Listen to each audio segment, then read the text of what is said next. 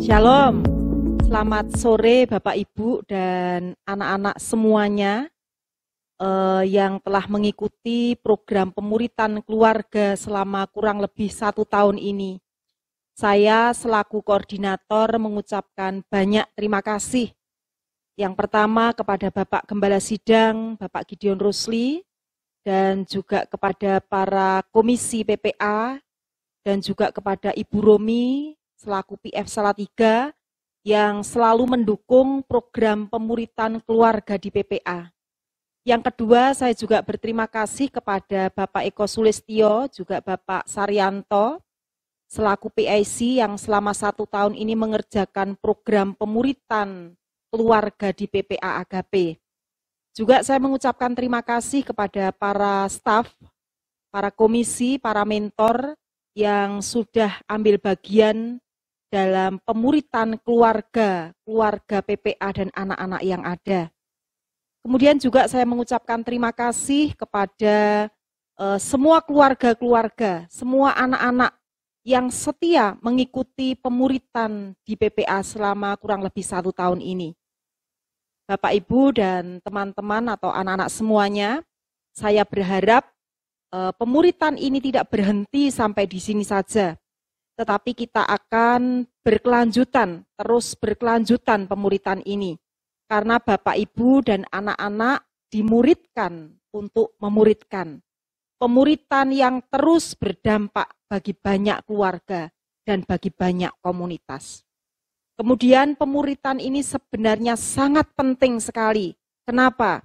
Karena kita bisa dimentori, kita bisa didampingi, kita bisa belajar bersama tentang firman Tuhan, kita mengerti tujuan hidup, dan akhirnya kita menjadi orang yang bisa berdampak, menjadi orang yang bisa berbagi dengan orang lain.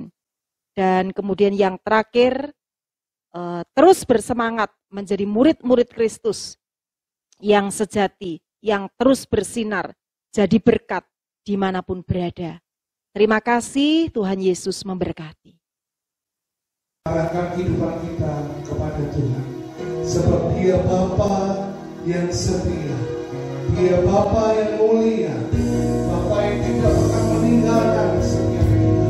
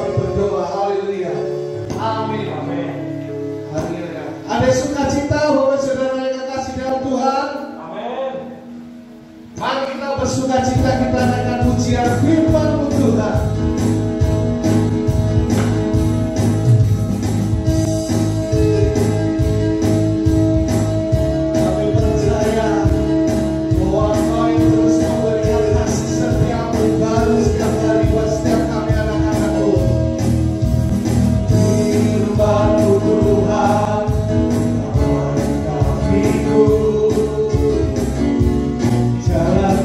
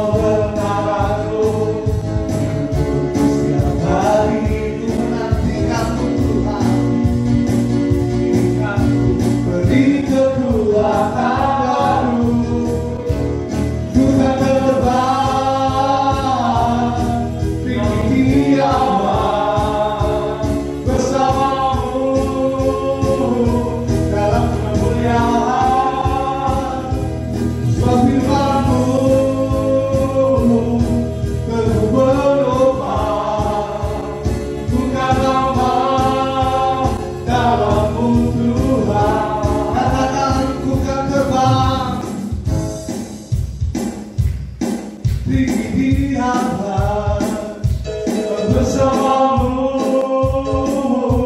dalam kemuliaan. Firman-Mu teguh berubah, bukan lemah dalam-Mu Tuhan, bukan lemah dalam-Mu Tuhan, bukan lemah dalam-Mu Tuhan.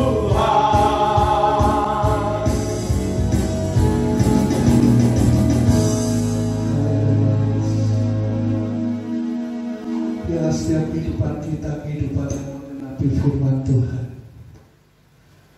menghidupi kebenarannya di dalam setiap langkah kita. Hari demi hari, hidup kita hidup yang berkenan di hadapan-Nya.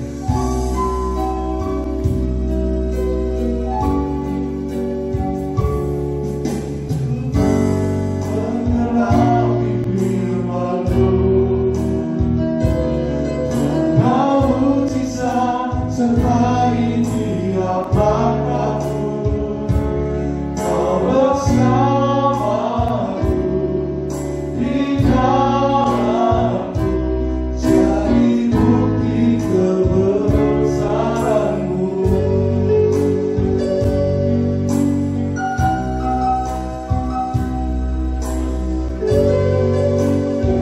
Dengan sepenuh hatimu, Tuhan Kau sempurna.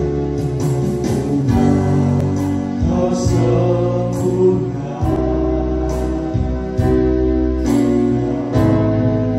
tangan-Mu dan karya-Mu, ku serahkan hidupku, murnikan dengan Roh-Mu. Tuhan Kau sempurna, Tuhan Kau sempurna.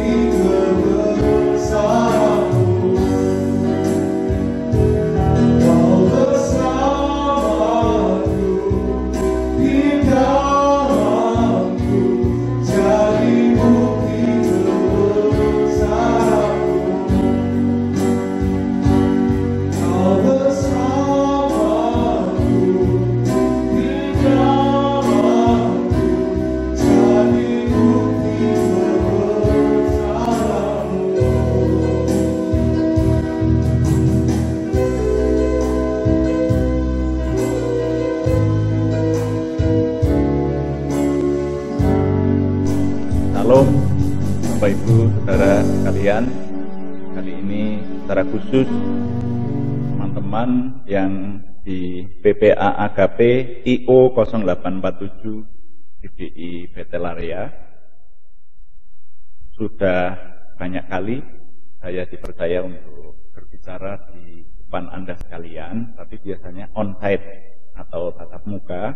Tapi kali ini kita bertemu secara online, jadi melalui video ini. Dan setelah beberapa lama saudara mengikuti pemuridan yang diadakan secara sistematis demikian rupa ini adalah pertemuan untuk mengakhiri pemuritan yang diadakan atau selebrasi mengenai pemuritan ini. Dan saya akan menyampaikan kepada saudara sekalian dengan judul berdampak dalam pemuritan. Berdampak dalam pemuritan. Nah, saya akan mengimpartasikan hal-hal yang saya alami dan saya anggap penting, khususnya hubungannya dengan pemuritan kepada Tuhan Yesus Kristus. Mari kita lebih dahulu berdoa. Kita berdoa.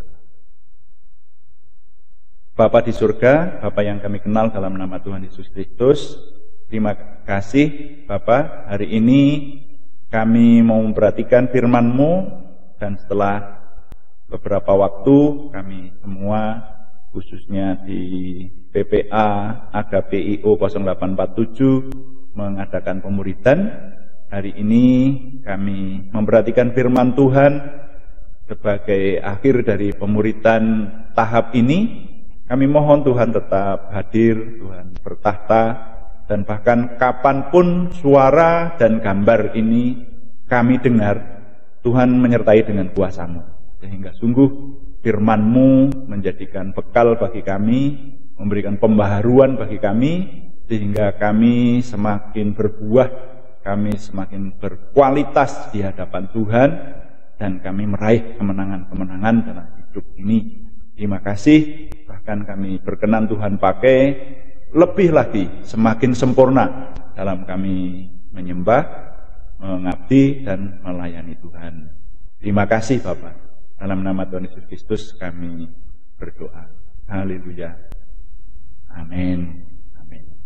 Ya, saudara sekalian, berdampak dalam pemuritan. Nah, lebih dahulu mari kita baca Matius pasal yang kelima. Matius pasal yang kelima, ayat yang ke-13. Ya, saya baca untuk saudara. Tuhan Yesus berkata, ini kata Tuhan Yesus ini. Kamu adalah garam dunia. Jika garam itu menjadi tawar, dengan apakah ia diasinkan? Tidak ada lagi gunanya selain dibuang dan diinjak orang. Nah, berkaitan dengan judul berdampak dalam pemuritan, setelah kita dimuridkan, saudara. Yang pertama, saya ingin mengajak saudara merenungkan, memahami pemahaman akan murid. Pemahaman akan seorang murid itu bagaimana. Nah, saudara, untuk itu kita harus mengingat perkataan Tuhan Yesus yang lain, yaitu yang ada di Yohanes pasal 15 ayat yang ke-7 dan 8. Saya ingin membaca. Ini kaitannya dengan pembicaraan seorang murid. Menurut Tuhan Yesus demikian. Sebetulnya harusnya dibaca mulai ayat 1, tapi kita baca ayat 7 dan 8 dulu. Dari Injil Yohanes pasal 15. Tuhan Yesus berkata, "Jikalau kamu tinggal di dalam Aku dan firman-Ku tinggal di dalam kamu, mintalah apa saja yang kamu kehendaki dan kamu akan menerimanya. Dalam hal inilah Bapa-Ku dipermuliakan, yaitu jika kamu berbuah banyak. Dan dengan demikian kamu adalah murid-murid-Ku." Nah, coba perhatikan dari paling tidak dua bagian Alkitab yang merupakan firman Tuhan ini yang kita baca ini. Ini semua ada kaitannya dengan murid dan berdampak, saudara ya.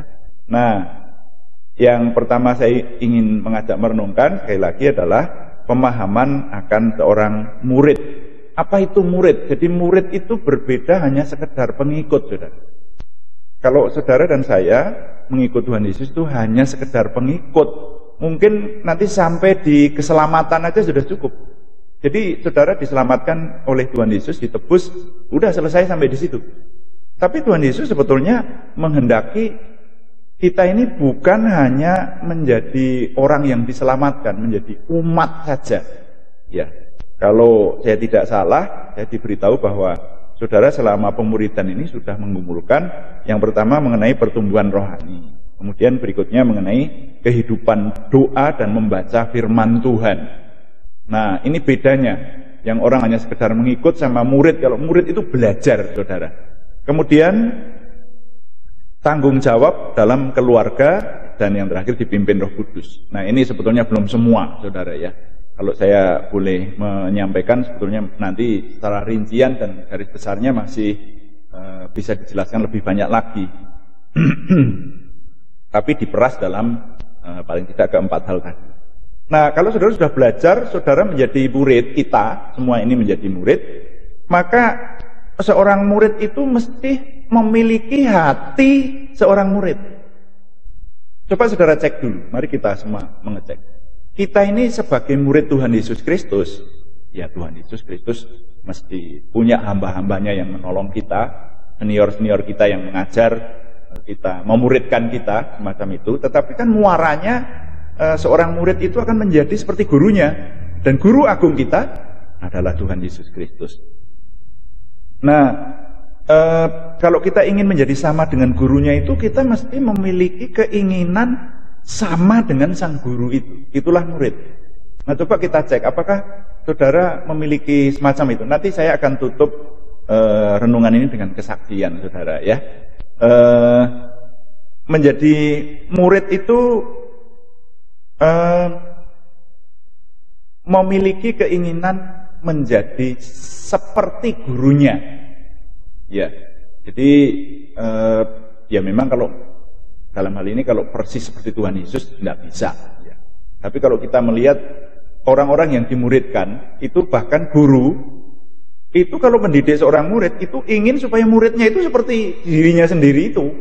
Nah, murid yang baik mesti punya keinginan yang sama dengan gurunya, yaitu menjadi minimal seperti gurunya, kalau lebih seperti itu, saudara sekalian ya.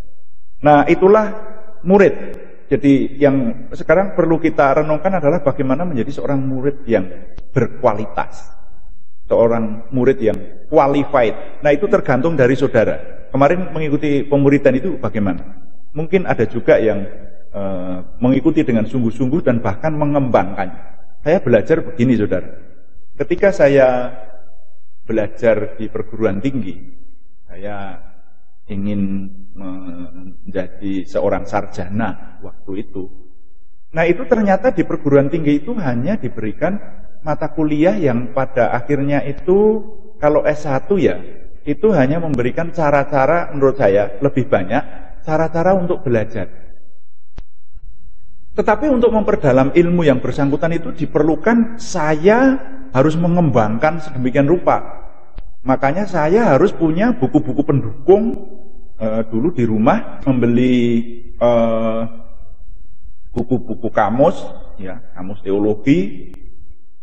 Juga kalau zaman dulu itu sebelum ada internet itu konkordansi dan seterusnya. Buku-buku pendukung. Nah, itu harus belajar sendiri. Qualified itu, bermutu itu artinya meningkatkan diri sendiri. Ya.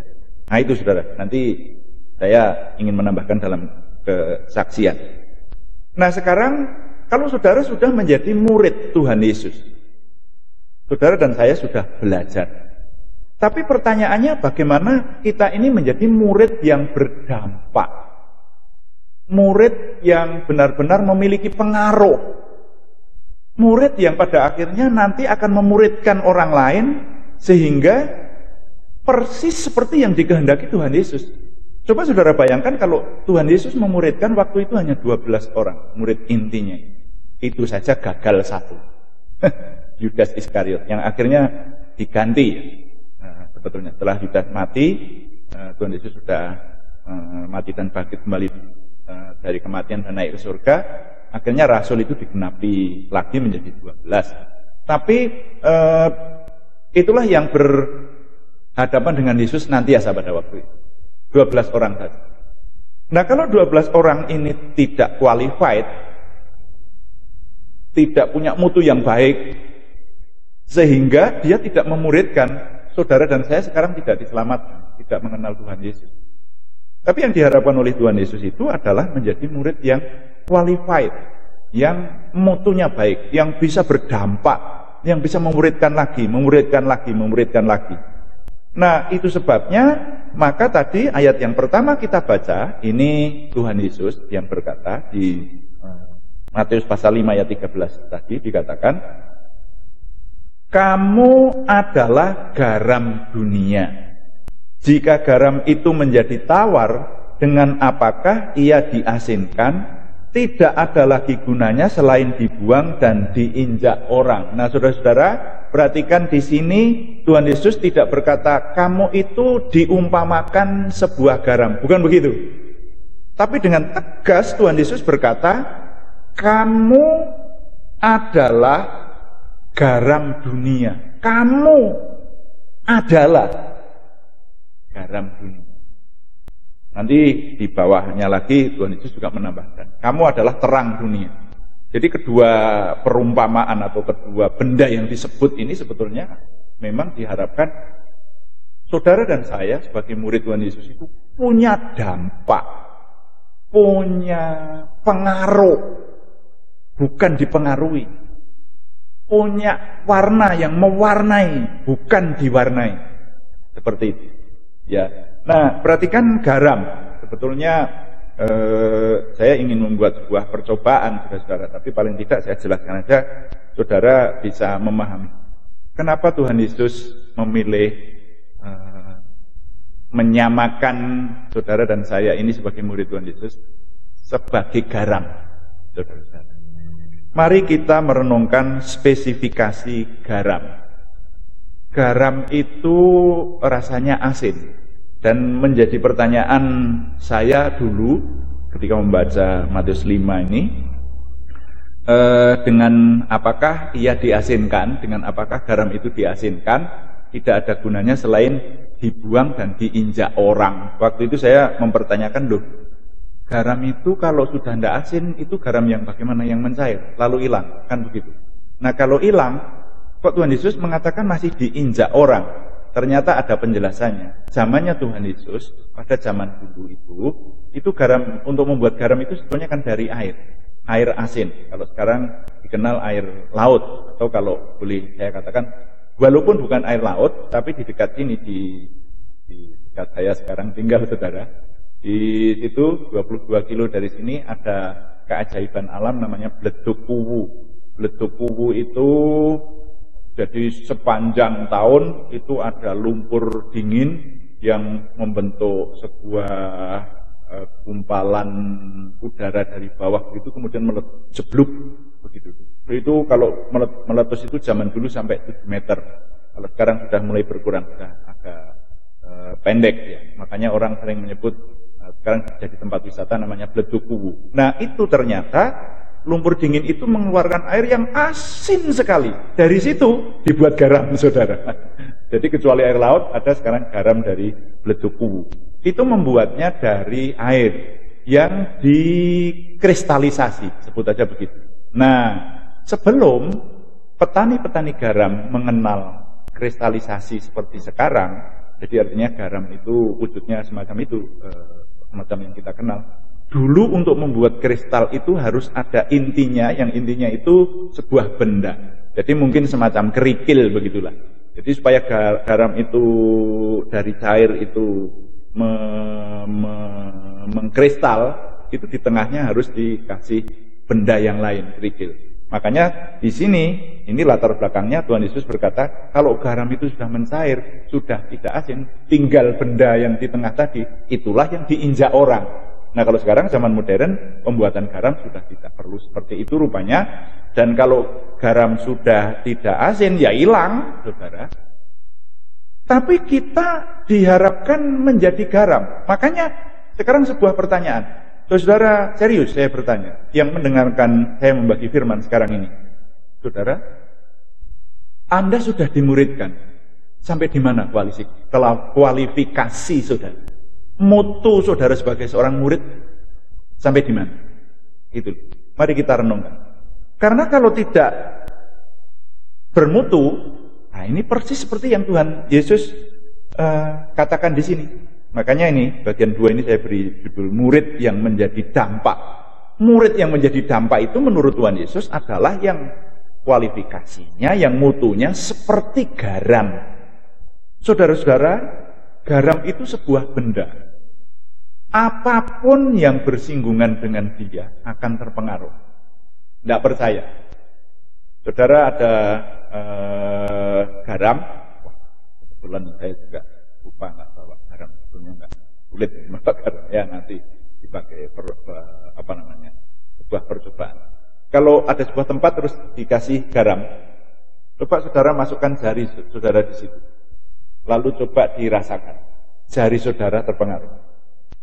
Asinnya garam itu akan mempengaruhi benda apapun yang bersinggungan dengan dia. Tidak percaya, coba lakukan nanti percobaan. Dan garam itu selalu punya pengaruh. Pengaruhnya termasuk pengaruh merusak, saudara.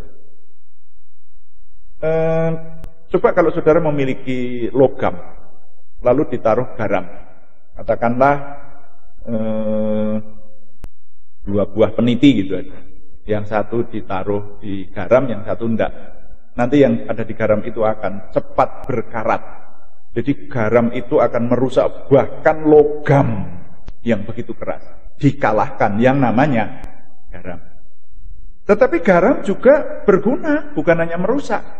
Sayur satu kuali, kalau diberi bumbu komplit tapi tanpa garam, tidak akan menjadi enak. Jadi garam itu membuat gurih, bahkan juga garam menjadi obat. Ya banyak kali ini, saya nggak usah menjelaskan. Bahkan pada zaman dulu sebelum dikenal ada obat-obat kompres bagi penyakit yang menjadi yang bagian tubuh yang membusuk sampai muncul nanah, itu zaman dulu ngompresnya dengan garam, saudara. Saya masih mengalami. Bahkan sekarang ini obat batuk aja juga termasuk orang disuruh minum air garam, gitu salah satu. Jadi garam itu menjadi obat jelas, gitu ya. Ya, bahkan pada zaman ini tahun 2021 untuk mengobati orang yang kena COVID, itu obat tradisional yang diviralkan yang saya baca untuk saat-saat ini, saudara, adalah minum air kelapa ditambah madu, ditambah jeruk nipis, ditambah garam. Jadi garam itu menjadi obat. Jadi saudara-saudara, garam itu punya pengaruh. Mari kita merenungkan. Loh, ini Tuhan Yesus sendiri loh yang berkata, kamu adalah garam. Kamu, siapa itu? Saudara dan saya, para murid. Kalau Tuhan Yesus berkata bahwa saudara dan saya harus, kamu adalah garam, bukan hanya seperti garam, kamu adalah garam, kata Tuhan Yesus, maka itu artinya ya kita ini harus menjadi pengaruh. Dimanapun kita berada, kita menjadi pengaruh. Nanti saya bersaksi di bawah. Nah, sekarang bagian yang ketiga, yang bagian terakhir ini, kalau boleh saya katakan, sebetulnya maksudnya Tuhan Yesus memuridkan sampai kepada kita yang sekarang ini, maksudnya apa? Ya, saudara-saudara, Tuhan Yesus itu memuridkan, tetapi Tuhan Yesus itu mengakui bahkan orang-orang yang dimuridkan oleh para murid-muridnya itu menjadi satu loh. Nanti saudara bisa meneliti di Injil Yohanes pasal 17. Ketika Tuhan Yesus berdoa untuk murid-muridnya, maka di sana doanya termasuk Tuhan Yesus berkata begini, aku berdoa ya Bapa, bukan hanya untuk mereka ini saja, tetapi juga untuk orang-orang yang percaya karena pemberitaan mereka ini, supaya mereka ini menjadi satu. Aku di dalam engkau, engkau di dalam aku, dan mereka ini di dalam aku. Dikatakan begitu. Jadi menjadi satu seperti itu. Itu sudah didoakan oleh Tuhan Yesus. Ya. Jadi kita yang sekarang ini menjadi murid-murid Yesus, yang adalah murid-murid dari murid-murid pertama sampai beranak pinak sampai ke kita ini tetap kualitasnya harus sama seperti yang Tuhan Yesus harapkan, yaitu menjadi pengaruh atau menjadi dampak buat sekeliling kita. Nah, terus sekarang maksudnya itu dampak apa? Saudara, saya ajak saudara merenungkan pernyataan Tuhan Yesus lebih lagi, yaitu yang dikenal sebagai amanat agung.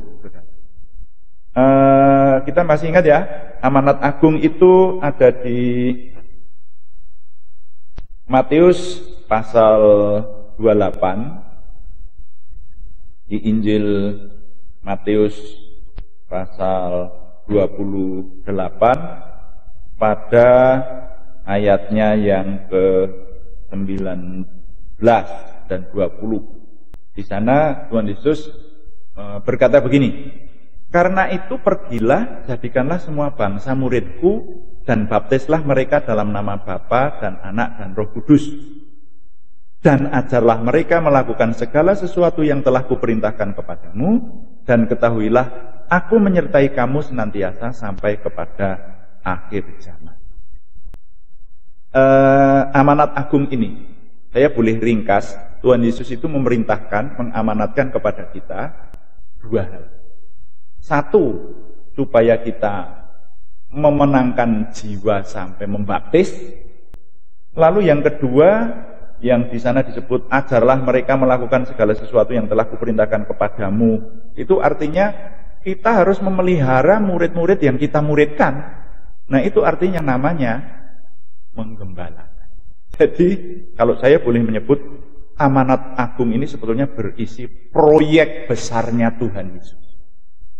Tuhan Yesus sebagai Tuhan yang Maha Kuasa datang menjadi sama dengan manusia itu. Proyek besarnya kalau diimplementasikan hanya ada dua. Satu, memenangkan jiwa atau memberitakan Injil. Yang kedua, menggembalakan. Jadi dua ini proyek besarnya Tuhan, penginjilan dan penggembalaan. Nah, saudara-saudara, kalau kita mengingat akan hal ini, maka sebetulnya pemuridan yang sejak awal Tuhan berikan sampai kepada generasi kita, itu diharapkan akan menghasilkan buah untuk dua hal ini. Jadi saudara yang dimuridkan itu kalau mau menjadi dampak, ya kalau menurut saya secara bodoh-bodohan, secara berpikir sederhana, setidaknya saudara harus melakukan pekerjaan penginjilan atau penggembalaan. Sudah, itu saja. Nah, memang nanti kalau kita meneliti di Efesus 4 dan seterusnya, bahwa jawatan itu ada 5, apa itu, nabi, rasul, nabi, penginjil, gembala, guru. Nah, itu rinciannya seperti itu. Tapi paling tidak, kalau dibagi dua besar, atau saya pakai istilah secara bodoh-bodohan, maksudnya Tuhan Yesus datang di dunia ini untuk dua hal ini, penginjilan dan penggembalaan. Nah, sekarang saudara digembleng, dimuridkan, itu saudara sudah merasa bahwa saudara harus jadi penginjil atau gembala atau belum? Atau setidaknya, pakai istilah yang saya ucapkan awal tadi adalah melakukan pekerjaan penginjilan dan penggembalaan. Jadi apapun posisi saudara, di gereja saudara sebagai pemusik, sebagai guru sekolah minggu, sebagai apalagi aktivis gereja, sebagai pengurus, yang menangani PPA dan seterusnya. Itu muaranya kedua ini, yaitu penginjilan dan penggembalaan. Sudah toh, nanti akhirnya akan ke situ. Saudara-saudara, saya akan mengakhiri dengan kesaksian dalam hidup saya. Saudara-saudara, sudah banyak yang mendengar kesaksian saya ini, khususnya kalau teman-teman di Bethel area, karena saya melayani di Bethel area cukup lama. Setelah dihitung ternyata kurang lebih 22 tahun, saudara. Sebelum saya pindah, sekarang percaya Tuhan menyelesaikan pekerjaan penggembalaan di tempat ini, di tempat saya berbicara ini. Tapi dulu di Bethel area membantu mulai Bapak gembala senior, yaitu almarhum Bapak Pendeta Andreas Rusli, sampai sekarang Pak Gideon Rusli, saudara, itu 22 tahun. Nah, kesaksian saya itu begini. Mungkin kalau saya ceritakan dengan rinci waktunya nggak cukup.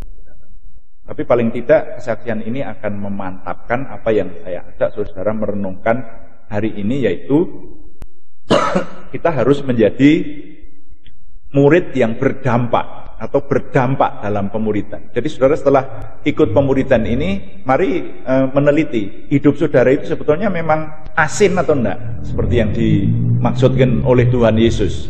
Hidup saudara itu memiliki pengaruh kepada sekitar atau enggak, seperti garam yang menularkan asinnya kepada sekitar itu. Kalau belum, ya saudara harus berusaha supaya sampai menjadi asin. Nah itu yang saya katakan tadi, saya kuliah S1 menjadi sarjana, tapi saya nggak cukup, saya pengen jadi sarjana plus. Makanya saya juga sarjana teologi, saya melayani Tuhan sebagai hamba Tuhan, tetapi saya juga bisa nyopir, saya bisa komputer, saya bisa nukang, saya bisa mendalang, dan seterusnya. Nah itu mutu pribadi itu dipupuk oleh yang bersangkutan. Makanya sejak awal tadi saya katakan, seorang murid itu juga memang harus memiliki jiwa sebagai seorang murid.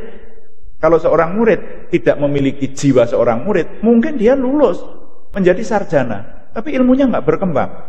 Dia sarjana yang tidak bermutu, saudara-saudara. Makanya sekarang Anda lihat sekarang ada banyak sarjana yang tidak bermutu. Minta maaf, saudara bisa melihat di sekeliling hidup saudara. Nah, kesaksian saya begini. Saya ingin berbicara mengenai kekristenan yang tadi saya sampaikan, bahwa mutu seorang Kristiani, mutu seorang murid itu di hadapan Tuhan Yesus itu sebetulnya kalau menghasilkan buah dan menyelesaikan proyek besarnya Tuhan tadi. Nah dulu saya tidak sadar semacam itu. Saya menjadi orang Kristen yang cukup hanya setiap hari Minggu datang ke gereja pulang, padahal saya ini cucu pendeta, saudara. Ya tapi ya sudah, seperti itu saja. Jadi saya menjadi umat biasa, dan bahkan kalau ditanya mengenai kitab suci aja banyak yang tidak ngerti. Ya suruh menjelaskan Tuhan Yesus itu siapa aja tidak kenal, seperti itu. Nah kalau itu mungkin berlaku bagi orang-orang yang belum mengikuti pemuridan lah. Tapi kalau saudara yang sudah mengikuti pemuridan, semestinya saudara semakin mengenal siapa Yesus, siapa Tuhan yang menjadi manusia itu. Nah saudara, saya seperti itu, bahkan saya sempat jatuh dalam kubangan dosa. Yang ini saya tidak akan menceritakan rinci, karena dosa itu memalukan, saudara-saudara ya. Bahkan nanti kalau ketahuan oleh pribadi-pribadi yang dulu saya ajak berdosa itu bisa mendengarkannya risih. Dosa itu enggak enak. Dosa memang bagi orang-orang yang masih hobi berbuat dosa itu enak. Tapi kalau orang yang sudah mengerti kebenaran, dosa itu enggak enak. Nah, lalu singkat cerita, saya memiliki pergumulan dalam hati saya. Saya ini kok, saya takut waktu itu kalau mati masuk neraka. Karena saya tahu, saya mengikuti pengajaran soal kekristenan, mendengar khotbah dan sebagainya, orang itu kalau hidupnya di dalam dosa, kalau mati masuk neraka. Nah, lalu kalau malam saya nggak bisa tidur. Ini serius, saudara. Karena apa? Saya berpikir semakin saya mengerti firman Tuhan, saya ini kalau mati pasti masuk neraka orang kayak saya ini. Seperti itu. Lalu singkat cerita, sudah banyak yang mendengar kesaksian saya ini, maka terjadi perubahan, kalau saya menyebut lahir baru. Jadi saya mengalami lahir baru itu ada tanggal yang pasti, tidak seperti orang lain. Orang-orang lain mungkin lahir baru itu pakai proses yang berjalan berhari-hari. Saya enggak. Dalam satu hari saya mengalami lahir baru, yaitu tanggal 3 Agustus tahun 1982. Sudah cukup lama ya. Itu yang menjadi titik balik dalam hidup kita. Makanya sekarang mari kita teliti saudara yang sudah ikut pemuridan. Saudara sudah merasa lahir baru atau belum? Kalau belum, wah berarti ya mungkin belum asin. Karena saya merasa waktu itu tanggal 3 Agustus tahun 82 itu saya didoakan di sebuah persekutuan doa oleh Bapak Rohani saya. Bapak Rohani saya itu pendiri Satya Wacana, almarhum Bapak Pendeta Basuki Probowinoto menumpangkan tangan bersama orang-orang lain di sekitarnya waktu itu, dan saya sampai jatuh dari kursi. Singkat cerita saya mengalami manifestasi lah, gitulah. Nah, sehingga sejak hari itu saudara, saya itu berguru dengan yang namanya Bapak Pendeta Basuki Probowinoto. Di kampus UKSW itu ada ruangan namanya ruangan Probowinoto. Karena beliau termasuk salah satu pendiri di situ. Itu Bapak Rohani saya. Nah, beliau ini sebetulnya kalau disebut memuridkan saya, ya secara langsung sebetulnya enggak. Jadi tidak seperti kalau saya ini kan, saya pernah memuridkan, saya di Betelaria punya, mereka mengakui atau tidak, Itu saya punya anak-anak rohani, saudara. Saya dulu diperintahkan oleh Om Rusli untuk membuat pemuritan. Jadi saya mengumpulkan teman-teman kaum muda itu, wah kalau sekarang mereka anaknya sudah gede-gede, tapi waktu itu masih remaja, anak saya masih kecil. Ini berarti sekitaran lebih dari 25 tahun yang lalu, saudara, sampai hari ini ya. Nah itu kan saya mengumpulkan orang, dan setiap Sabtu saya bahkan membuat buku. Saya belum menjadi sarjana teologi, tapi saya membuat buku pemuritan itu sampai 19 seri, saya ingat. Dan itu saya bagikan setiap satu kali pertemuan itu satu seri. Itu berjenjang. Jadi mirip saudara mengalami pemuritan semacam ini. Sampai mereka saya anggap memahami apa yang harus saya impartasikan. Nah itu kalau memuridkan. Kalau saya tidak, saudara. Saya dimuridkan oleh Pak Probo itu, sayalah yang aktif. Saya kos di Ambarawa, tapi setiap saat saya minimal seminggu sekali itu datang kepada beliau ini dan bertanya banyak hal.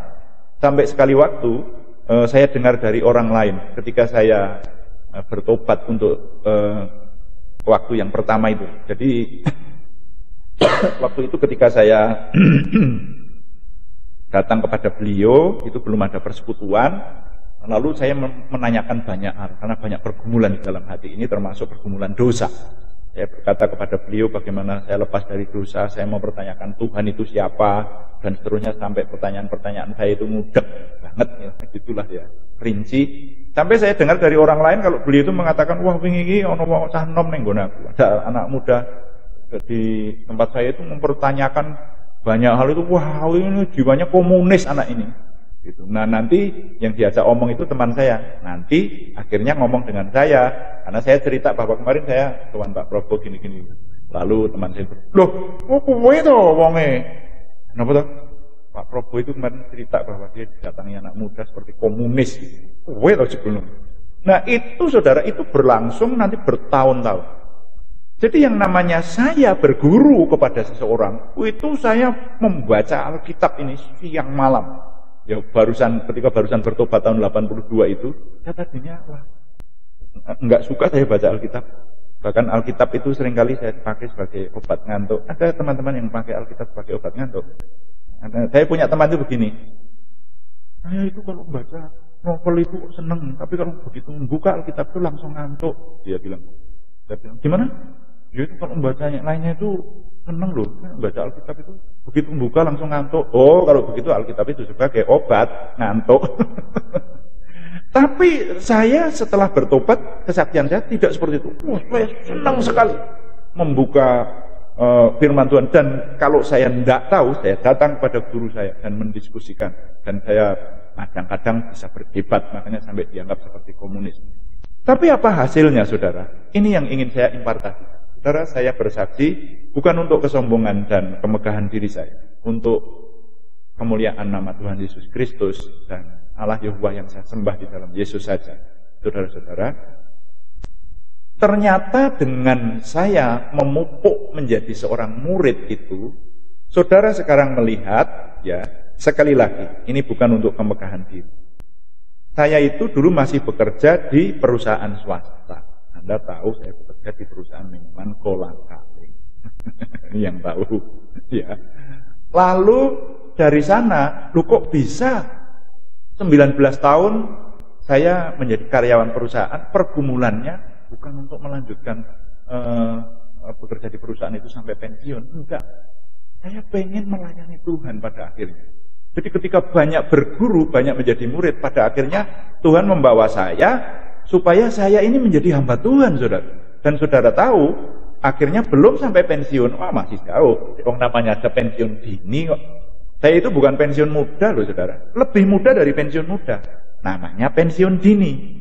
Dan ketika saya mengambil pensiun dini, lalu akhirnya melayani Tuhan, membantu gembala senior kita, Bapak Pendeta Andreas Rusli almarhum. Sampai sekarang saya ada di tempat ini. Sampai akhirnya saya sekarang menyelesaikan pekerjaan penggembalaan yang oleh anugerah Tuhan. Sekarang saya baru menyadari, oh, ini dimulai dari kemauan untuk memuridkan orang lain. Saudara yang mengenal saya, dimanapun saya berada, mata saya adalah selalu mengimpartasikan kebenaran. Ya toh, saudara yang mengenal saya, nanti omong apa saja lah gitu. Nanti pada akhirnya nanti kan muaranya mesti saya bawa kepada gimana kebenaran itu bisa terimpartasi kepada orang-orang sekeliling saya. Gitu. Jadi menjadi seperti garam. Saudara yang mengenal saya pahamlah. Dan memang seharusnya setiap murid Yesus itu seperti itu, saudara. Jadi saudara yang sudah dimuridkan itu mestinya punya jiwa semacam itu. Dan untuk itu, saudara-saudara, pada akhirnya oleh anugerah Tuhan saya punya banyak anak rohani, termasuk yang di seputaran Salatiga. Sampai hari ini, setiap hari, dengar, serius nih, bukan dongeng, ini saya lakukan. Setiap hari saya berusaha. Ya kadang-kadang ada lowongnya, jarang sekali lah gitu ya.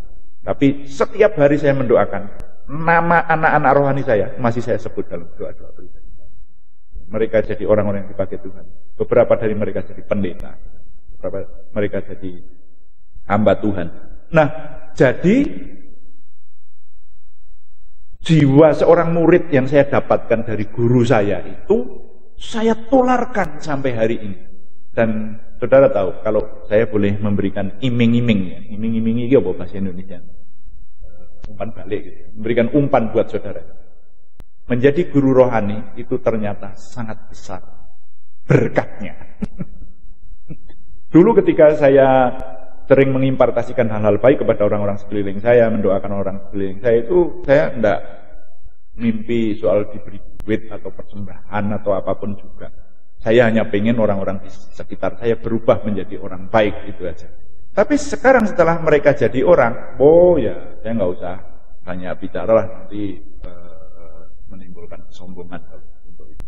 Tuhan seringkali menampakkan mujizat-mujizat besar. Dikala saya membutuhkan sesuatu, ternyata Tuhan menolong melalui banyak anak-anak rohani saya. Luar biasa. Ada hal-hal besar yang bahkan saya terima dari Tuhan karena saya memuridkan. Itu saudara.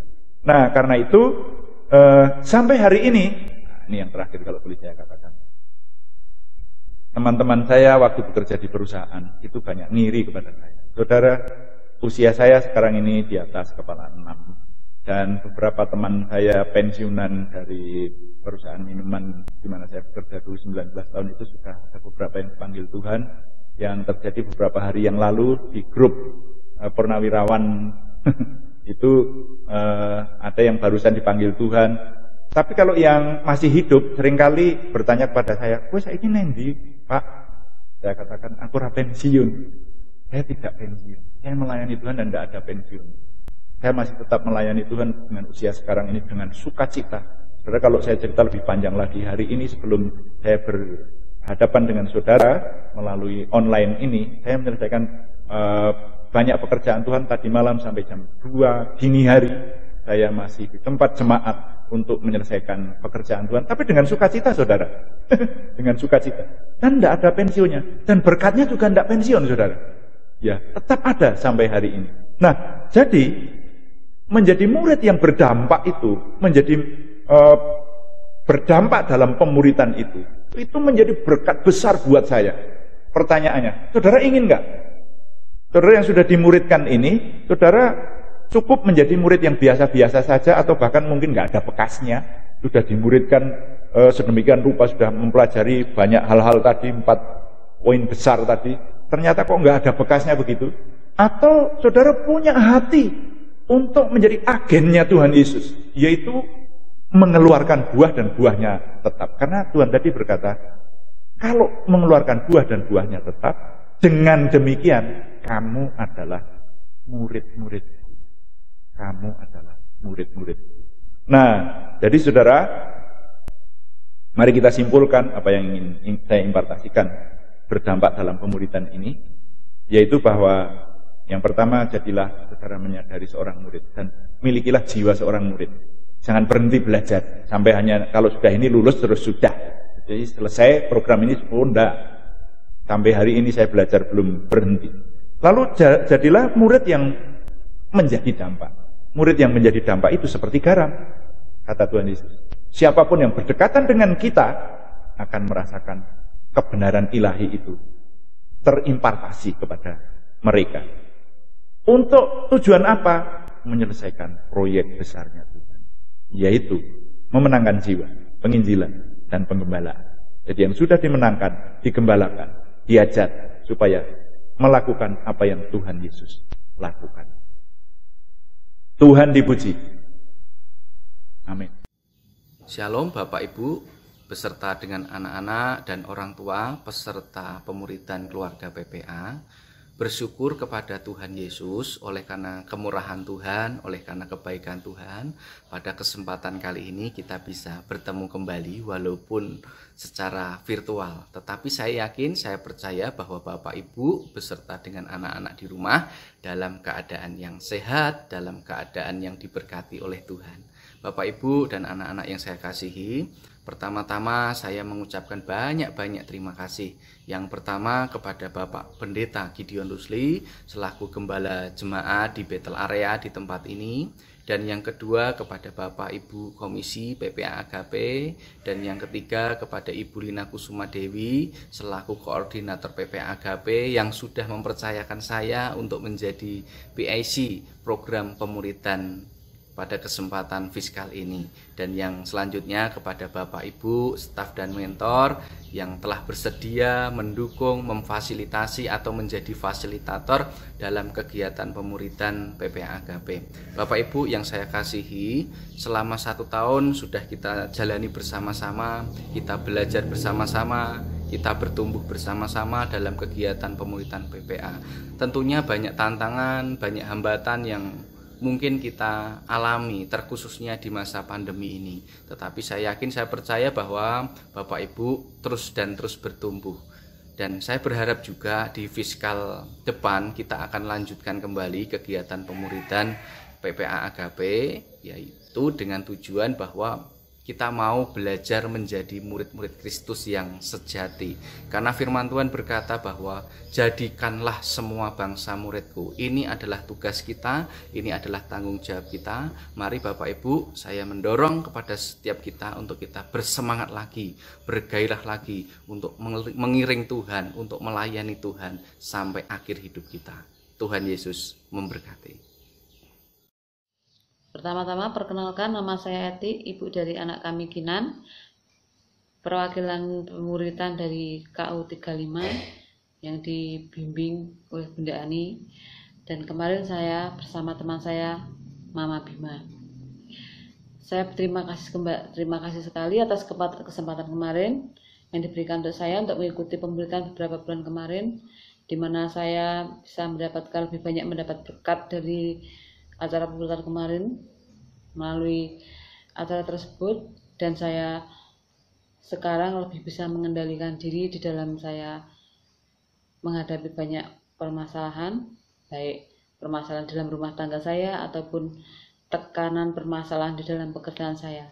Sekarang saya lebih banyak berdiam daripada saya berkata-kata banyak tetapi menyakiti orang lain, dan saya lebih banyak berdiam daripada saya banyak menyakiti orang lain. Dan terutama saya sekarang lebih bisa memberi waktu buat Tuhan, dimana saya berprinsip semakin saya banyak memberi waktu buat Tuhan, maka Tuhan pun akan semakin banyak memberikan waktu dan mendengarkan kita juga. Dan saya pun terima kasih juga buat Bunda Ani atas bimbingannya, dimana kemarin kita bisa saling memberi, saling menerima, saling menguatkan, dan saling dikuatkan. Bahkan kehidupan saya banyak dipulihkan. Dari kemarin yang saya banyak sekali marah-marah, tetapi sekarang saya bisa lebih mengendalikan diri dan lebih banyak memberi waktu buat Tuhan. Terima kasih sekali atas kesempatan kemarin untuk Pak Anto, juga untuk Bunda Ani. Kiranya Tuhan sendiri akan berikan berkat jerih lelah atas bimbingan kemarin, dan Tuhan sendiri yang akan berkati. Terima kasih atas kesempatannya. Shalom, perkenalkan namaku Dian Angelina. Dan di video kali ini aku mau sharing nih sedikit mengenai pengalaman aku pemuritan di PPA. Jadi aku dimuridkan di PPA ini sama Bu Koordinator, yaitu Bu Lina. Nah, di sana aku juga dimuridkan nggak sendiri, sama temanku Mbak Wilis. Nah, jadi di pemuritan itu biasanya kami saling sharing satu sama lain. sharingnya tentang apa nih? Sharingnya itu biasanya tentang permasalahan-permasalahan yang kami hadapi di minggu-minggu ini, kayak di minggu-minggunya gitu. Nah, jadi permasalahannya itu bisa aja permasalahan sepele ataupun permasalahan yang butuh orang lain untuk didengarkan gitu. Jadi di sana kami setelah sharing itu gak cuma sharing-sharing aja, kami saling mendoakan dan saling menguatkan satu sama lain. Misalnya nih ada permasalahan yaitu punya masalah sama keluarganya, kayak berantem atau gimana gitu sama saudaranya. Nah di sana setelah kami sharing akan didoakan, terus saling mengingatkan juga bahwa di dalam Alkitab nih ada nih ayat untuk saling mengampuni, ingatin kita buat saling mengampuni. Nah, mengampuni itu nggak cuma sekali, tapi mengampuni 70 kali 7 kali. Nah, lalu ada juga ayat Alkitab yang bercerita mengenai jika kamu ditampar pipi kirimu, maka berikan pipi kananmu. Jadi, kejahatan itu nggak selamanya harus dibalas dengan kejahatan, atau kesalahan itu ya dimaklumi saja gitu. Jadi satu sama lain itu saling menguatkan gitu loh di pemuritan ini gitu. Jadi perasaan aku setelah ikut pemuritan ini lega ya, yang pastinya bisa cerita apa sih permasalahan-permasalahan aku yang kadang aku sendiri kan suka memendam gitu ya, memendam permasalahan. Nah di sana itu aku bisa cerita ke mereka, lalu bisa dapat penguatan juga di sana gitu. Jadi aku senang bisa ikut pemuritan ini, dan untuk selanjutnya aku pengen nih memuridkan yang lain. Kan dalam Alkitab sendiri kan dikatakan bahwa kita itu punya tanggung jawab nih untuk memuridkan orang lain. Itu ada di Amanat Agung ya, di Matius 28 itu. Nah jadi aku pengen banget nih, karena aku udah dimuridin, aku memuridkan orang lain. Nah, itu teman-teman aku yang ada di sekitarku, yang masih jauh sama Tuhan, ataupun yang udah lupa sama Tuhan, gitu. Jadi, pengen banget bisa ajak temanku untuk melakukan pemuritan ini. Jadi, semoga aja ada. Terima kasih. Bapa, kami bersyukur untuk anugerah-Mu bagi setiap kami. Terima kasih Bapa karena Engkau sudah memimpin kami, menyertai kami di dalam pemuritan ini ya Bapa. Engkau sudah memberkati kami selama beberapa bulan. Kami sama-sama belajar firman-Mu, kami sama-sama mengerti apa yang Tuhan inginkan, Tuhan mau dalam kehidupan kami ya Bapa. Mari berkati setiap orang tua dan anak-anak yang sudah dimuridkan. Mereka akan memuridkan lagi. Engkau yang senantiasa memberkati, memimpin setiap mereka ya Bapa. Biarlah kasih karunia dan anugerah-Mu nyata atas setiap mereka. Biarlah mereka dapat menjalankan tugas ini untuk menjalankan misi yang Engkau kehendaki, yang Engkau mau ya Bapa. Biarlah Engkau memberkati setiap pemuritan yang ada, semua berjalan dengan baik di dalam kasih karunia dan anugerah-Mu ya Bapa. Mari Bapa berkati juga setiap mentor, berkati para staf, berkati juga gembala kami, semuanya dapat berjalan, semua dalam pimpinan dan anugerah-Mu ya Bapa. Dan biarlah semua kembali untuk kemuliaan nama-Mu. Terima kasih Bapa, kami bersyukur untuk anugerah-Mu. Kami berterima kasih untuk kasih karunia-Mu bagi setiap kami Bapa. Di dalam nama Yesus kami berdoa. Amin. Saudara, mari kita tetap bangkit berdiri dan menerima berkat Tuhan. Arahkan hatimu dan rasakan tanganmu terima berkat Tuhan. Tuhan memberkati engkau dan melindungi engkau. Tuhan menyinari engkau dengan wajah-Nya dan memberi engkau kasih karunia. Tuhan menghadapkan wajah-Nya kepadamu dan memberi engkau damai sejahtera dari Allah Yehuwa Bapa Surgawi, Sang Putra Mesias Juru Selamat kita, dan persekutuan dengan Roh Kudus sekarang sampai selama-lamanya. Semua berkat ini kita terima dalam nama Tuhan Yesus Kristus, katakan bersama. Amin. rangkaian acara dan ibadah telah kita lalui. Tiba saatnya kita akan mengakhiri ibadah kita pada hari ini. Dan biarlah setiap hati dan kehidupan kita terus tertuju kepada Tuhan, membawa jiwa-jiwa bagi kemuliaan nama Tuhan. Kita akan naikkan pujian ini, doa Yabes. Biarlah doa ini menjadi doa kita, membawa jiwa-jiwa bagi kemuliaan nama Tuhan.